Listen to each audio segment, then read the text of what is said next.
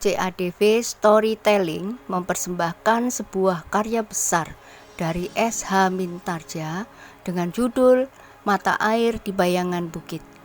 Cerita ini mengisahkan pertarungan antara kebaikan dan kejahatan yang erat menjadi satu dengan kemunafikan, dibungkus dengan cerita-cerita silat yang menegangkan.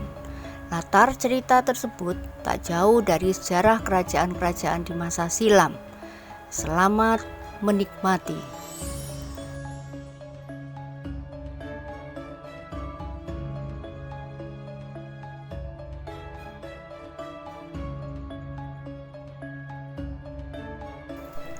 Pada episode yang lalu dikisahkan bahwa Daruwerdi bergumam pekerjaan gila yang sia-sia. Tetapi Daruwerdi tidak dapat menolak. Bahkan ia pun mengharap bahwa dengan demikian perhatian beberapa pihak di luar padukuhan Lumban terhadapnya akan menjadi baur oleh sikap anak-anak muda Lumban. Tetapi yang aku lakukan itu tentu merupakan sekedar lelucon bagi orang-orang Kendali Putih, desis Daruwerdi. Sejenak Daruwerdi masih merenung.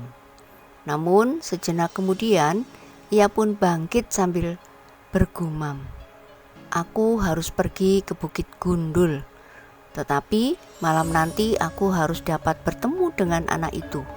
Ia harus memberitahukan kepada orang-orang Pusparuri, hutan itu sudah dihuni orang." Sambil berjalan perlahan-lahan, Daruwerdi masih berangan-angan. Tidak ada niatnya untuk menyingkirkan kedua orang perantau itu dengan kekerasan. Meskipun mereka berada di hutan itu, tetapi nampaknya mereka tidak berbahaya. Meskipun demikian, aku harus berhati-hati. Aku harus menemukan tempat lain yang lebih baik untuk berbicara dengan orang-orang Pusparuri atau orang-orang dari pihak manapun. Namun Daruwerdi mengerutkan keningnya ketika tiba-tiba saja tumbuh pertanyaan, bagaimana jika orang-orang Pusparuri menemukan perantau itu dan bertindak langsung sebelum aku menemuinya? Daruwerdi menarik nafas dalam-dalam. Gumamnya, "Aku tidak peduli. Aku sudah memperingatkan kedua orang gila itu agar mereka menyingkir. Tetapi hutan itu cukup luas. Jika orang-orang Pusparuri atau pihak manapun juga tidak gila seperti kedua perantau itu, maka akan dapat diatur di tempat lain yang lebih baik." Sementara itu, Jriteng pun telah turun pula bersama kawan-kawannya. Mereka masih sempat pulang sejenak sebelum mereka pun pergi ke dekat Bukit Padas yang gundul untuk berlatih olah kanuragan. Namun dalam pada itu sebenarnya lah bahwa Lumban tidak terlepas dari pengawasan orang asing. Justru karena kehadiran orang yang kemudian menetap di Lumban, maka ketenangan padukuhan itu benar-benar telah terganggu. Dalam pada itu, selagi Daruwerdi sibuk dengan anak-anak muda di dekat Bukit Padas, dua orang yang asing telah mendekati padukuhan Lumban. Dari kejauhan mereka melihat dataran di bawah bukit yang dihampari oleh tanah persawahan yang nampaknya tidak begitu subur. "Mereka semuanya tidak pernah kembali," desis salah seorang dari keduanya. "Daerah ini nampaknya seperti neraka. Tanah gersang, Bukit Padas yang gundul. Namun di belakang nampak bukit yang hijau karena hutan yang barangkali cukup lebat." Kedua orang itu termangu-mangu sejenak. Dipandanginya dataran yang luas terbentang di antara Bukit Padas yang gundul dan bukit yang berwarna hijau. Tetapi dataran itu sendiri nampaknya seperti wajah orang yang sakit-sakitan, pucat dan gersang. "Kita akan melihat-lihat keadaannya," berkata salah seorang dari mereka. nampaknya padukuhan itu memang menyimpan kekuatan yang berbahaya. Tentu kita tidak dapat mengabaikannya. Kau dengar bahwa orang-orang Kendali Putih yang pernah menginjakkan kakinya ke daerah ini juga tidak pernah kembali? Tetapi mereka memang tidak berjanji untuk datang kembali. Berbeda dengan kawan kita yang memang sudah bersepakat untuk mengadakan sebuah pembicaraan penting. Percaya bahwa orang-orang Kendali Putih dengan sengaja telah melakukan kejahatan terhadap orang Pusparuri. Semuanya tidak jelas. Kita harus menyelidikinya. Tetapi kita harus berhati-hati. Mungkin kita akan dapat mendengar serba sedikit apabila kita sudah berada di tempat ini untuk beberapa hari. Sulit untuk menghubungi orang-orang di daerah kecil.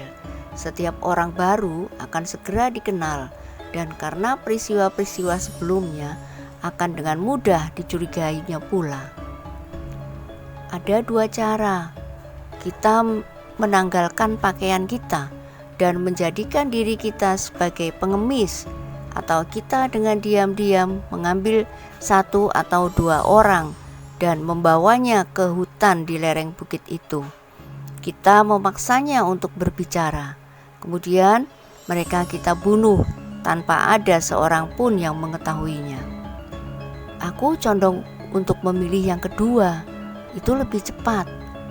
Aku kira jika terjadi sesuatu di daerah ini, maka setiap orang akan segera mengetahuinya. Keduanya mengangguk-angguk. Lalu katanya, jika demikian, marilah kita bersembunyi di hutan di lereng bukit itu. Kita menunggu seseorang yang mungkin akan berguna bagi kita. Tetapi apakah kita akan melalui padukuhan-padukuhan yang tersebar itu menuju ke hutan di lereng bukit itu? Kawannya termangu-mangu.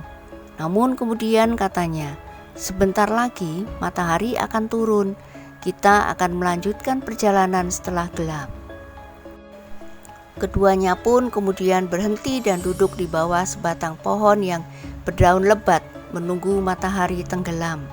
Dalam pada itu, ketika matahari terbenam di ujung barat, anak-anak Lumban telah kembali dari Bukit Padas yang gundul. 1-2 orang di antara mereka sempat singgah ke sungai kecil yang hanya sekedar mengalir membasahi pasir dan bebatuan. Namun di pinggir sungai itu terdapat sebuah belik kecil yang berair jernih. Sementara anak-anak Lumban itu membersihkan diri, maka 2 orang yang menunggu gelap itu pun telah mempersiapkan diri. Ketika bintang di langit mulai nampak, mereka pun mulai melanjutkan perjalanan menyusuri jalan menuju ke bukit yang menjadi kehitam-hitaman di malam hari. Adalah suatu kebetulan bahwa malam itu Jeliteng tidak berniat untuk naik ke bukit berhutan yang mempunyai mata air yang melimpah itu. Ia berjanji kepada Kiai Kanti dan Swasti untuk datang keesokan harinya bersama beberapa orang kawan. Sehingga malam itu Jeliteng berada di rumahnya sampai menjelang tengah malam. Kemudian ia pun minta diri kepada biungnya untuk pergi ke Gardu. Di Gardu beberapa orang kawannya telah mendahuluinya. Tetapi ketika ia sampai, ia masih sempat ikut makan ketela pohon rebus yang dibawa oleh salah seorang kawannya. Aku mencabut 3 batang di halaman belakang, desis kawannya yang membawa ketela pohon itu. Jeliteng mengangguk-angguk sambil mengunyah. Namun tiba-tiba ia berkata, "Aku tidak melihat Kuncung," desis Jeliteng. "Ya, biasanya ia sudah berada di Gardu sejak sore," saut kawannya. "Mungkin ia sakit," yang lain menyaut. "Jika tidak, ia tentu datang. Ia suka sekali bicara dan sedikit sombong, tetapi menyenangkan. Tanpa Kuncung rasa-rasanya memang sepi." "Kita tunggu beberapa saat," desis Jeliteng.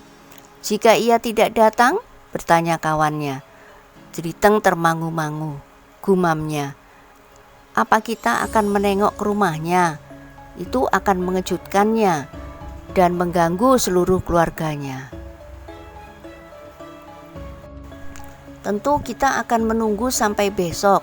Besok pagi-pagi salah seorang dari kita yang akan pulang ke rumah singgah sejenak untuk menanyakannya kenapa ia tidak datang. Kawan-kawannya mengangguk-angguk. Dari perhatian, mereka pun kembali kepada ketela pohon di tengah-tengah gardu itu. Dalam pada itu, di rumah anak muda yang bernama Kuncung itu telah timbul kegelisahan. Sejak sore ia telah pergi. Sampai tengah malam ia belum kembali. Biasanya jika ia akan pergi ke gardu, anak itu tentu makan lebih dulu. Tanyakan ke gardu di ujung desa, berkata ayahnya kepada adik Kuncung. Aku takut, desis anak itu. Marilah, aku antar ke gardu, tetapi kaulah yang bertanya kepada kawan-kawan Kuncung. Diantar oleh ayahnya, adik Kuncung telah pergi ke gardu. Ternyata bahwa pertanyaan adik Kuncung itu telah mengejutkan kawan-kawannya. Salah seorang dari mereka menjawab, ia tidak datang kemari, justru kami menunggunya. Ia belum pulang, ia pergi ke Bukit Padas yang gundul itu, tetapi sampai sekarang ia tidak kembali. Kawan-kawannya termangu-mangu. Sejenak mereka saling berpandangan. Tolonglah, berkata adik Kuncung. Bantulah mencari Kakang Kuncung. Ibuku menjadi sangat cemas. Jeliteng mendekati anak itu sambil menepuk pundaknya. Katanya, kami akan mencobanya. Mudah-mudahan kami menemukannya. Apakah anak itu dibawa Wewe yang kehilangan anak? Desis salah seorang dari anak-anak itu. Pertanyaan itu telah membuat beberapa orang kawannya menjadi semakin berdebar-debar.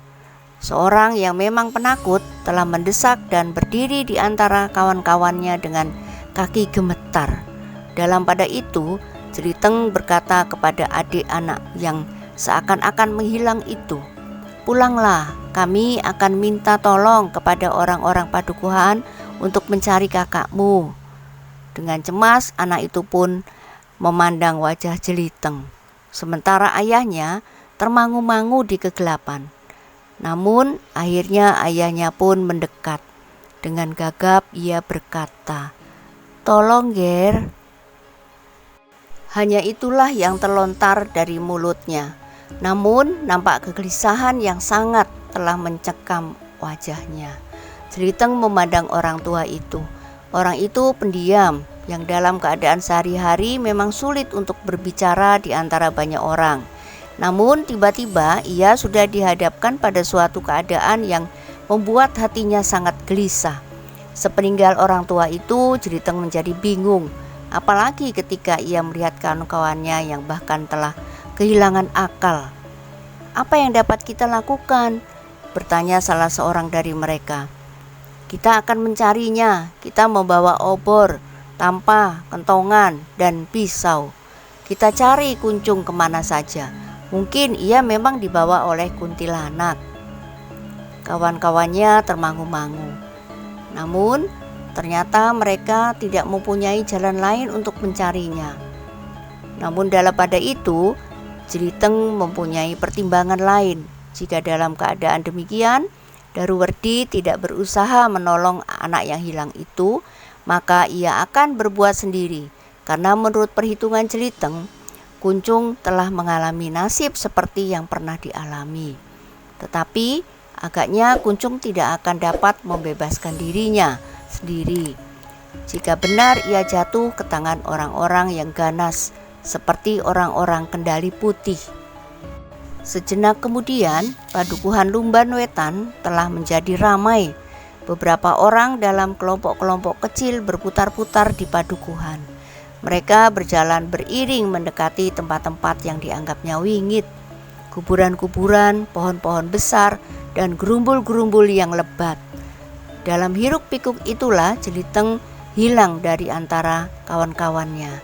Tetapi tidak seorang pun yang menghiraukannya, karena setiap kelompok mengira bahwa Jeliteng berada di kelompok orang lain.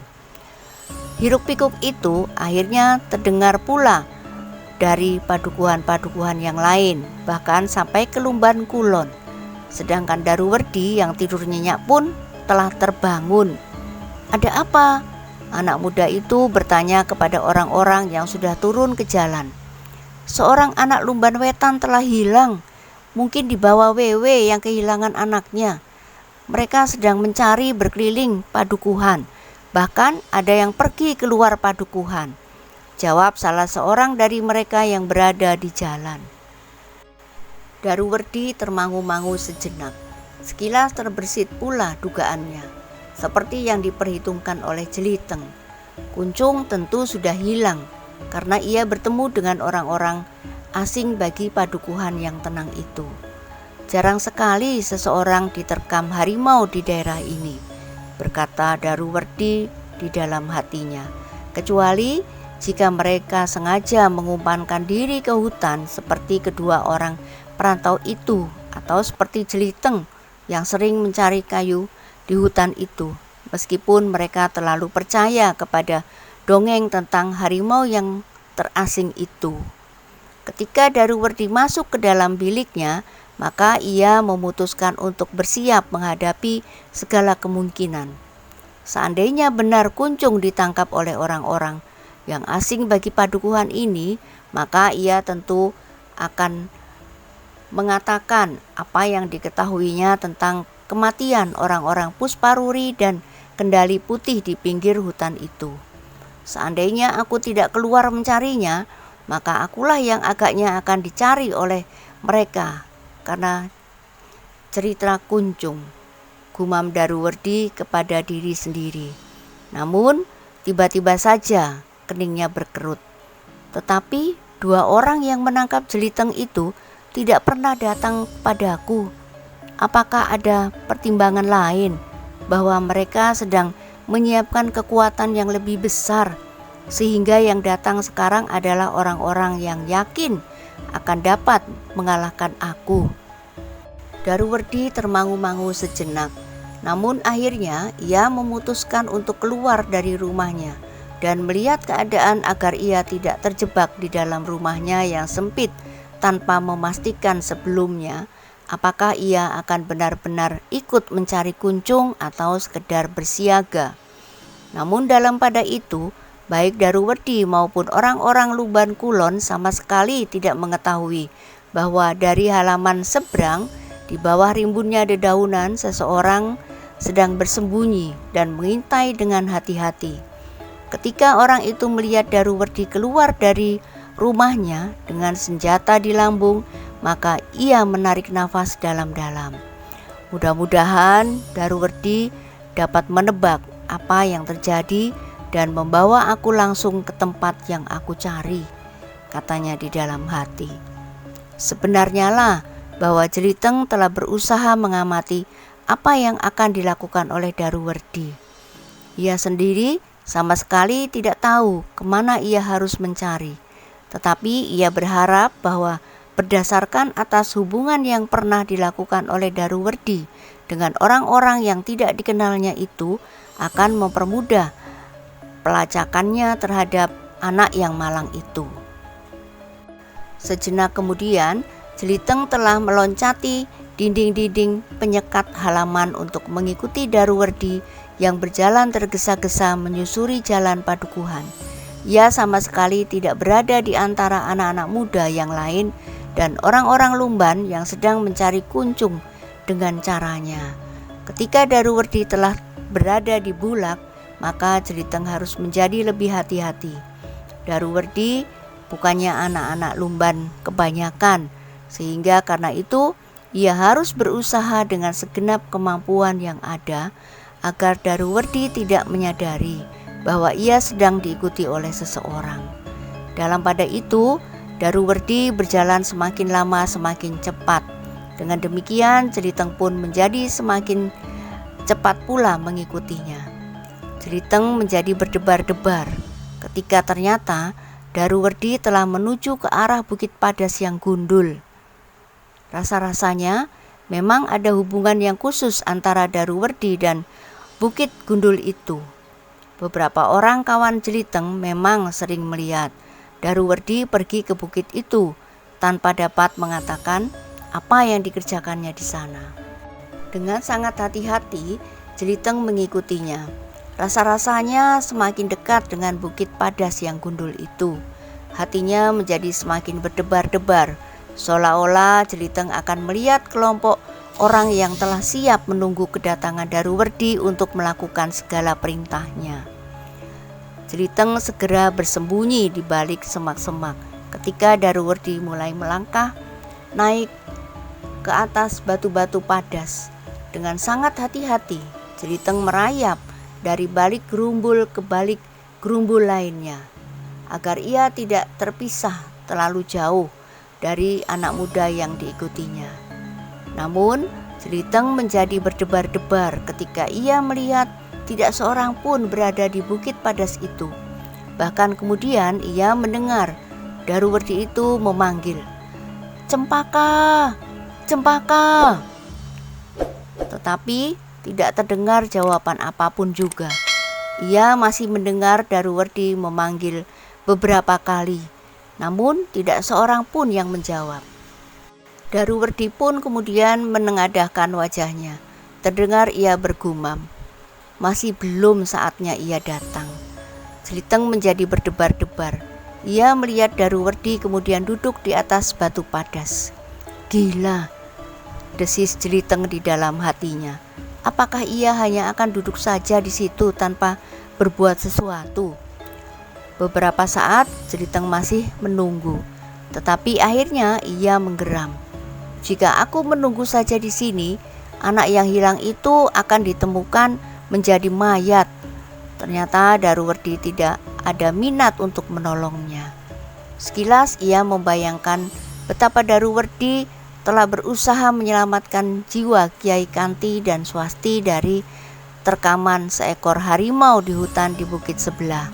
Tetapi kenapa ia tidak berusaha dengan kesungguhan hati untuk menolong Kuncung yang hilang?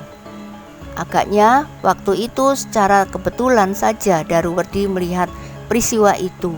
Kehadiran Daruwerdi saat itu di hutan itu tentu ada kepentingan lain. Tentu karena ia menunggu 1-2 orang dalam hubungan yang khusus di pinggir hutan. Seperti saat ia menunggu orang Pusparuri yang ternyata telah dibunuh oleh orang-orang Kendali Putih.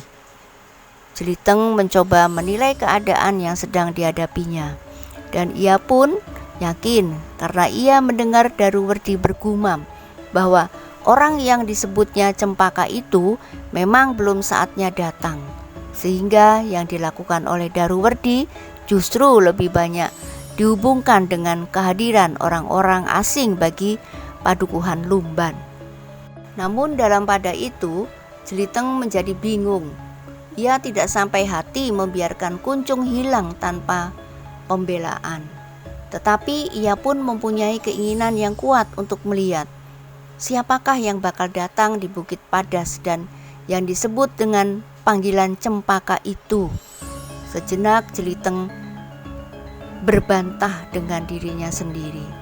Namun akhirnya ia menggertakkan giginya sambil berkata kepada diri sendiri, "Nyawa anak itu harus diselamatkan dahulu, baru aku akan datang lagi kembali." Jeliteng tidak menunggu lebih lama lagi. Ia pun kemudian beringsut dengan hati-hati meninggalkan tempatnya. Ketika ia sudah menjadi semakin jauh dari bukit padas itu, maka ia pun kemudian dengan tergesa-gesa melangkah menyusuri bulak. Tetapi kemana aku mencari anak itu? Ia bertanya kepada diri sendiri. Daerah ini sangat luas, mungkin di bulak, mungkin di padang perdu, mungkin di hutan itu. Sejenak Jeliteng mengingat-ingat di mana ia terakhir bertemu dengan Kuncung. Dari Bukit Gundul setelah mereka mengikuti latihan-latihan yang diberikan oleh Daruwerdi. Kuncung singgah sejenak di belik di tepian.